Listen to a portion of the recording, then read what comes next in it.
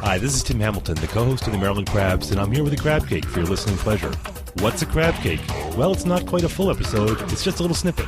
Stay tuned and check it out. Make sure you check us out on themarylandcrabs.com. You can follow us on Twitter at MD Crabs Podcast or find us on Facebook at the Maryland Crabs Podcast. Don't forget, subscribe, rate us, iTunes. Go there now. And we're on the line right now with Dr. Tom Muha, who is a psychologist and founder of the Propel Institute here in Annapolis. Dr. Muha? Good morning, Tim. We are talking on a rainy morning. The storm's about to roll in. And I am trapped with my wife, my lovely wife, who's a delight, and my two teenage children, who are delights. And I think I am feeling the same way that all Americans are right now, because we've never had anything like this. And I'm feeling a little boxed in, a little caged in, a little edgy, a little irritated. And I assume that I am like everyone else. Absolutely right. So what happens in the face of a threat is that our body reacts. It's designed to produce stress chemicals to help us ward off the threat, to fight the enemy, to flee to a safe place. The problem is that COVID-19 doesn't exactly require a fight or flight response. It doesn't require that we move our body. In fact, it requires that we stay put. And that is counter to the way our bodies evolved over time. So we need to find other coping mechanisms. Fortunately, our brains have two other pathways that are hardwired in our head other than fight or flight. So, people do get edgy. They do get irritable when they're cooped up. They can feel that anxiety that wants to evoke a flight response. I want out of here. I want to go to the beach. And we see people on TV who want to escape to some place that they think is going to make them feel better. But of course, in reality, they're only fleeing into a situation that could very much put themselves at risk, but probably more likely put their parents and grandparents at risk. Because even if they get the virus, they'll probably survive, where the elders in their family are not likely to have that same positive outcome. Fight or flight's built into us, but we've also got this challenge response as well as a tend and befriend response. It's an interesting thing to me when I was looking at the protests last week here in Annapolis and in Harrisburg and Lansing, and the politics aside from it, because, it was interesting because it's like everything else in our country has been politicized. But beyond that, I was looking at it and watching the people, and to me, it wasn't the economics. It wasn't the political decisions and the decisions that their elected officials were making so much as I saw people who, like you were just saying, who were panicked. They were saying that they were upset, get us back to work, the economics, and sure, that's the forefront of everyone's mind. But it also seemed to me that these were people who were we've never faced anything like this before, and they were panicking, and they just want this situation to end in a very childlike manner, where they weren't rebelling against their state governments. They were out there kind of facing off on the virus itself, and some of them were in absolute denial about it, which was interesting to me, because the conspiracy theories are like most conspiracy theories, are rooted in pretty much nothing, no evidence. It's just, to me, it seemed like these people were just lashing out in general, and it was interesting to watch. Well, this is human nature. To evolve into fight or flight. If we're not mindful of our emotions, if we don't find the fear within us, that comes when we're in a very threatening situation, our health is threatened, our livelihoods are threatened. Everyone is rightly afraid of what could happen. And they're right on both sides of the question. They're right to be afraid of the health consequences, but they're also correctly focused on the threat to our well-being. The threat on both sides is palpable. But the difference between a healthy response and not healthy response is that people who have a healthy response see that this is a challenge that instead of a fear-based response, they become proactive rather than reactive. Proactive means they see the outcome that they want to achieve, and they figure out how to get there. And they do it as part of a tribe. So remember, there's the 3 response patterns: fight or flight, challenge response, or tend and befriend. Think about how humans evolved. Yeah, we were under threat, but we had to have our tribe help us, whether we were going to go hunt for food, whether we were going to go to war, or whether we were going to have to move camp because, winter's setting in, we got to move south.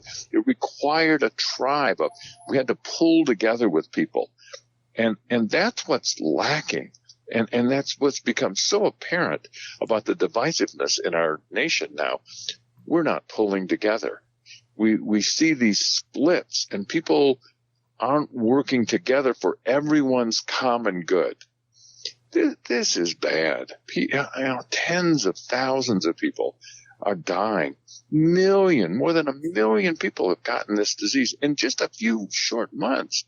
So, yeah, bad situation. But how can we talk to each other about solutions? What's the challenge, and how can we work together to overcome this threat to our well-being? That's what we're needing to be able to do here. When you talk about the tribalism, I'm kind of thinking, and it's interesting to me watching the folks in the protest, is that it seems to me that they were falling into those kind of primal tendencies that you're talking about, that we have. And they need an enemy to lash out because, our president calls it the invisible enemy, but in this case, it's true, where they don't have a tangible enemy to lash out about. So, they're going to lash out at their government. They're going to lash out at the people enforcing these rules and laying the rules down, because that to them is something that's real. It's something that they can attack. They can't protest a virus. And that seems like we're kind of going primal in those ways. And they did find their tribes, like you said, is it's those groups of people who were at State Circle and waving the flags. They were all united in that day, and they felt like they were doing something. They weren't, but you feel like you have to do something. And in the same way that, I guess, like after 9/11, everyone had to donate blood or had to donate money because they feel like they have to react to something. Well, you know what? There's truth. That's very true. But the way to think about it is stress gives us energy. And so we can take that energy to protest, to get angry, to blame people.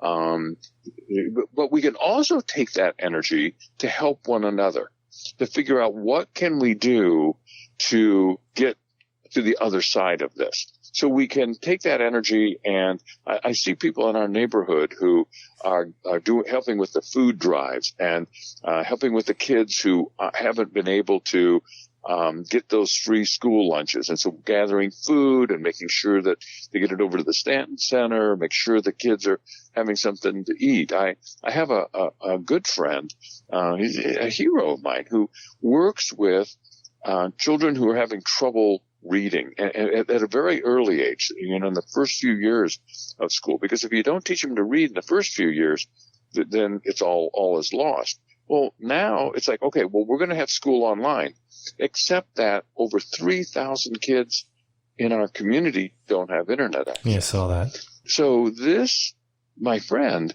is figuring out, how can we fix this? We cannot let these children lag behind and never learn to read, because that condemns them for life, because they'll never get an education. And without an education, what kind of life are they going to have? Well, likely one that involves drugs, alcohol, prison. It's not a good outcome. So my friend is like, okay, I'm going to go make a difference in trying to get internet access for some of these young people. That's taking your energy and saying, yeah, this isn't right. This isn't things. People are suffering. But what can I do to help with that? Protesting doesn't help anyone. It might make you feel better temporarily, but you're going to go back home and you're in the same situation, aren't you? You have not actually changed anything. And that's the difference between being reactive and proactive. What's the challenge, and what can you do to help make it better? Maybe it's an elderly neighbor that needs someone to help them bring in groceries. maybe it's a single person who's isolated. Some of the people that I've been talking to who are suffering the most are individuals who live alone. And this social isolation has just really wreaked havoc with their sense of well-being. Maybe you stand on the curb and talk to them while they're sitting on their porch. Connect to people. Think of, who can I help to get through this crisis? Tend and befriend. That's what's going to help us get through it. And then we'll figure out, when we're on the other side of it, how are we going to get everybody back to work? How are we going to pull together and get businesses back open and make a decent living again? It's interesting. You're talking about the kids and you're talking about the friend and befriend. I'm watching my kids, and they're both, one's 15 and the girl is 16. My daughter's 16. And to her, she's at that age where, she's tribal, and her social circle is more important than anything, than her own family, than everything in her life. And she likes going to school, not for classes, obviously, but because of her tribe that's at school. And what's interesting to me and sad for me is watching the way she's reacting to this is that, I feel like my kids are both, my son is online all the time playing the games, and, he's connecting with other boys, and, they're doing whatever they are on Xbox. And she is doing some of that, but just not touching other people, not hugging, not doing all these things. And I can see her kind of depressed, and I'm not telling tales out of school because I think a lot of people are feeling this way right now, but I'm watching her because she's a perfect example of what's going wrong. And with the kids as well, I've told my wife, I'm like, we really have to stop talking as much as we do about this, what we saw in the news, what the press conference was saying, what the governor was saying, and, these businesses that are going out of business, because, they're sitting at the table listening, and I don't want to shield them from it, but this is kind of all we talk about. And I'm thinking, we're just bombarding them with this, and then they don't have their tribe to fall back on, and they're isolated from that. And that's not natural. And it is not. I think the effect it has on kids has got to be more significant than it does for adults. Well, I'll tell you a story of another 16-year-old who happens to be my granddaughter. Again, isolated from her friends. Sometimes they'll do that front porch thing where somebody's standing on the sidewalk and they talk, or sometimes they'll walk down the street, appropriately distant from one another. But yeah, it's not nearly the same. And so my granddaughter has been doing things around the house. She'll make dinner some nights. She's talking to her parents more. The family dinners, I'm being told have been really wonderful, because all that chat that she'd be doing with her friends, well, parents, that's all she's got right now, right? So my daughter said to her the other day, "This is really wonderful that we've gotten really close going through this together." To which my granddaughter responded, "Well, don't get used to it, because once this is over, you're never going to see or hear from me again." Yeah, well, my wife and daughter, they're typical, mother-daughter relationship, and under the best circumstances. And it's look, I wouldn't want to be a 16-year-old stuck with my parents for months at a time. And, that's right. And so I'm trying to be understanding of it. And I got ticked at her the other day. We had an argument, and I took the phone as punishment. And then it really hit her hard, to the point that, for a day she didn't leave her room. And I thought, what, I overreacted. And I gave the phone back. My wife said, are you giving in? I'm like, what? I can't cut her off from everybody. Like, if she was in school right now, she'd see her friends and she'd talk to them, but she's now completely isolated, and that's cruel. I can't do that. But that's not exactly true, Tim. She can be adaptive. She's still got her family. And you know what? Those kids at school, those high school kids, maybe she'll see one or two of them 10 years from now. Maybe she won't. But she'll still see her family. She'll see her family for the rest of her life.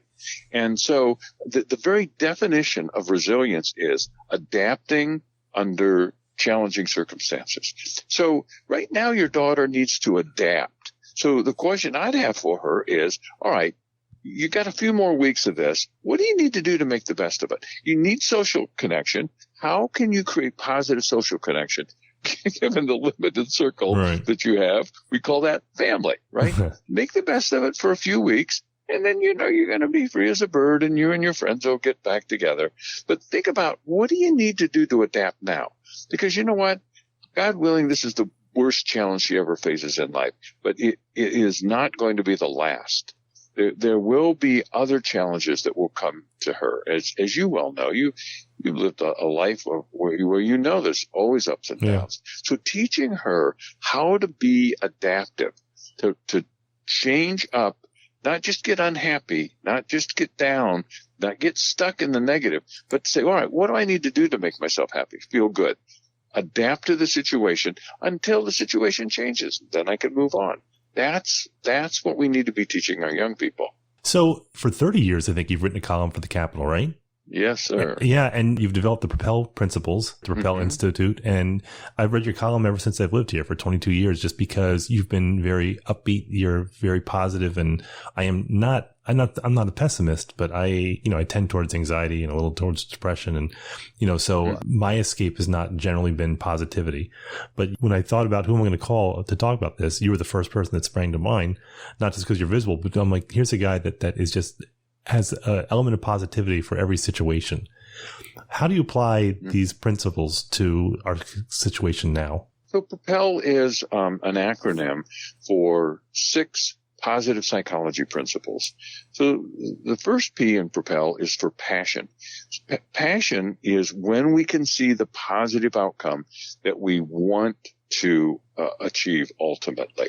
And that actually is the antidote to anxiety and depression. So when we're anxious, we're fearful of it. It's bad and it's going to get worse. When we're depressed, we're not fearful. We're convinced it's going to be bad. So the way to flip your switch in your brain to get out of that is to say, yeah, well, that's possible it could get worse, but it's also possible it could get better. Let me picture that. What will it look like? It has to be a literal picture. What will it look like if this turned out well? What would it look like if my family actually pulled together and we got closer as a result of helping each other get through this? What would that look like? You picture those behaviors. That generates passion. Passion is just the energy to say, that's a good outcome. That's what I want. And I've got energy to try to make it so. The R in Propel is for relationships. Can never accomplish anything alone. So you got to ask yourself, well, who could help me get there? Let me go talk to my wife. Let me talk to the kids. Let me talk to the people that I need to enlist their aid and say, this is my picture. What's your picture? And how can we work together to get there? Then the O in Propel is for optimism.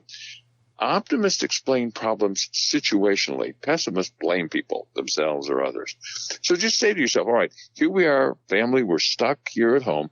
Well, how do we need to change this situation? Maybe, for example, we're not eating dinner together. Well, let's change that up. Let's change our situation so that we create opportunities to talk with each other. Maybe we start playing a board game at night. I don't know, but you get people's what would it look like question if we were having better connections? Yeah. And then people change the situation and take action, and that gets them to a much better place. The second P in Propel is for proactive. People who are proactive know and use their strengths. We all have weaknesses. We all misfire. We all get into fight or flight. But we also have great strengths, qualities within us that enable us to be a hero in the story. And so for example, Tim, think when I've been in challenging situations in the past, what were the best traits that I brought to bear that helped me overcome that challenge? For me, it's love of learning. That's one of the reasons I write this column. It's not for you. I keep learning. It helps me to learn and grow. So what are your traits? What has helped you to get through stressful situations? The E in Propel is for energy. How are you going to take care of your body? You got to eat. You got to exercise. You got to burn off those stress chemicals. You got to get enough sleep. You got to take care of your body. And finally is legacy. The L in Propel is for how am I going to make a meaningful difference in other people's lives? If passion is what I want to see for myself, legacy is what do I want to see for other people? And we talked earlier today about, who is that elderly neighbor? Who is that person who lives alone? How can I go make a difference in their life? So that's what Propel is, and that's what I teach people to use in order to have a much more positive and fulfilling life. It's great to have a framework like that where you can look at a problem and say, okay, here are the 6 slots that I have to fill. and that That's you can right. do that. And because, with my problems and anyone else's problems, they tend to be just this overwhelming thing that hangs over you like a cloud, and you don't delineate exactly what the problem is and what the solution is. It's easy to get caught up. I fall in that trap where I'm like, well, this sucks and I can't get toilet paper and my family's driving me nuts and, the weather's lousy, and just, it's easy to kind of fall into that trap where it's just negative and you just kind of give up. That's right. Like learn helplessness. It's very easy. Yeah, very easy. And that's why people need to know, well, what do I do? Oh, it starts with passion. I need to picture a positive outcome. Well, what would it look like if the day turned out well in spite of the fact it's all raining? See, that starts opening your mind to possibility thinking. What do you do on a rainy day in order to have something positive happen in your life? Mm-hmm. See, most of the time we don't ask ourselves this question. We don't inspire ourselves. We don't instill and evoke passion within ourselves to say, oh, that's a good idea. I'm going to go for that. I'm going to make that happen. I tried to do something with the kids when they were a little bit younger because they were getting a little bit cynical, maybe not a whole lot. So I said, let's do 3 things at dinner. So you tell me 3 things that were positive during the day. And yeah, that's great. And from what I understood was that then trains you, and this is good for adults too, is it trains you to find the good throughout the day. So you're looking for those things. That's right. It's one of the most powerful interventions you can make. That was great. Good for you. Well, it lasted for a while, and then they became teenagers and they would just roll their eyes at me. But I know that they think about it. But, it's funny, there's little tools that you can kind of pick up. And the 3 things help me a lot too. And I kind of got out of the habit. And then I find that whenever I get into the habit where I'm a night person. So around midnight, I'll sit down and I'll jot down the 3 good things that happened to me in the day. And at first you feel really hokey doing it, going, this is ridiculous. But then it's true. You start looking for the good things that happen during the day. My wife tends towards pessimism. She grew up in a poor neighborhood in Brooklyn and then moved to a poor town in Appalachia when she was 12. And they had a hard scrabble life. So that's what formed her. I tend to call myself a realist, going, I'm not an optimist or a pessimist. But then I think, in talking to you, maybe I do lean more towards pessimism because I look at the situation. I never think, well, it could turn out good, or, what are the good outcomes that could possibly happen? And I don't think I do that. I think it's easy for people that when they get in this situation, like I just said, with like the learned helplessness, where you see this is a lousy situation. When's it going to end? You feel helpless then. Right. And that's the point. Right. And when we're helpless and hopeless, that's what leads to depression. And the exercise is a big thing. I'll tell you, is someone was saying this last night. They said, you're going to either come out of this one of 2 ways when this ends eventually, is you're going to come out kind of, doughy and soft, or you're going to come out like my wife, where absolutely ripped because she works out like for 2 hours a day. Good for her. Well, she squeezes it in with work, and I get slammed, and she was like, well, what are you going to do about it? I'm like, yeah, I'm pretty busy. She goes, well, I'm busy too. I'm like, yeah. But your exercise, it's the endorphins, it's the energy, it's everything. And I do feel better when I do it, but it's just having self-discipline. Well, the best way to do it is just to do it at the same time every day. So for example, my rule is I don't get breakfast until I've done my exercise. So this morning, I watched the little weather. Rain's coming. Well, I can't eat my bowl of cereal. It's, go change, get into your sweats. Geez, I didn't really feel like doing that at 7 a.m, but it's going to start raining soon. And I don't want to wait for breakfast for tomorrow morning. So get up, get going. Come on. And if I just have that habit, then it motivates me. Same thing every day, gets me going. My brother's lives in Manhattan, and he does personal training on the side because he's chiseled, and he has a biology degree. So he's got the nutrition down, and, he gives me a lot of hints, and that's good. And he's great. A couple of things he told me that really sat with me is, one, he said, you give yourself things too easily. He goes, you don't make yourself earn these things. He goes, if you have a couple beers at night, what have you done to earn that physically? He goes, you really have to be hard on yourself, and, you have to earn the nice things in your life. And the other thing that really hit me was, we were talking about motivation, and he said, because on Reddit, the website Reddit, there's a group for motivation that had these motivational for working out and everything. And for business, and it's these little stories and motivational, phrases and everything. And he goes, that's all nonsense. He said, there's no motivation lasts but a day or, a few hours. He goes, that it comes in bursts. He goes, what you're looking for is self-discipline. He goes, motivation is the enemy of self-discipline. You don't want to be motivated. You need to develop self-discipline and he goes, and there's no secret to it. He goes, the secret to self-discipline is make yourself do it. That's right. It's the power of habit. Yeah. Just make yourself go there.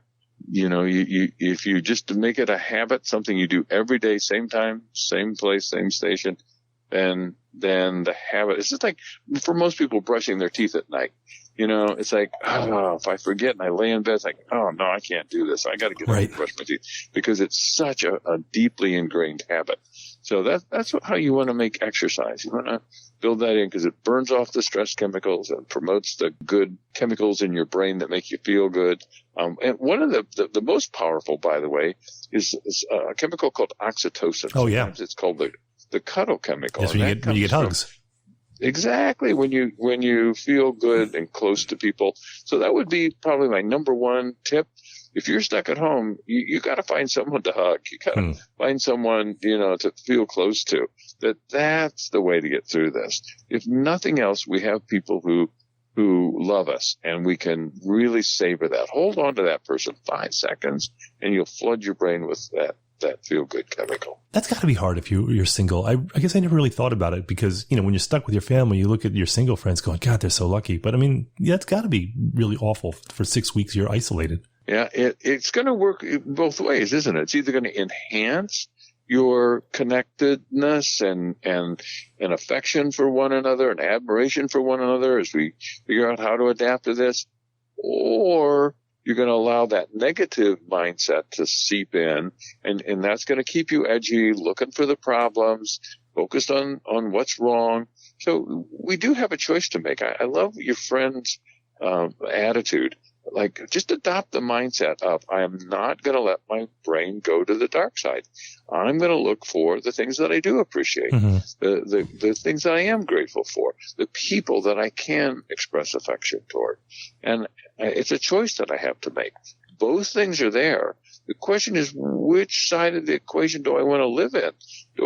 I don't want to stay on the dark side. I want to embrace the things that are positive in my life. That is great advice.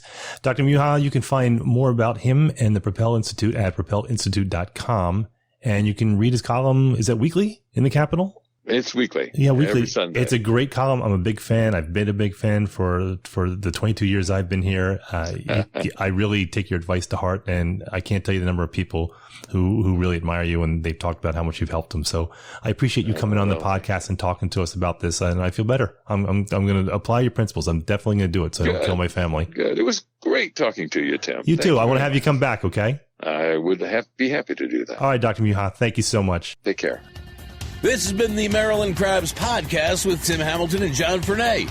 Sure to follow them in all the regular places, Facebook, Twitter, YouTube, and online at themarylandcrabs.com. Take a moment to rate us on iTunes. Now, get the hell out of my kitchen. Seriously, go! You're still here? It's over. Go home.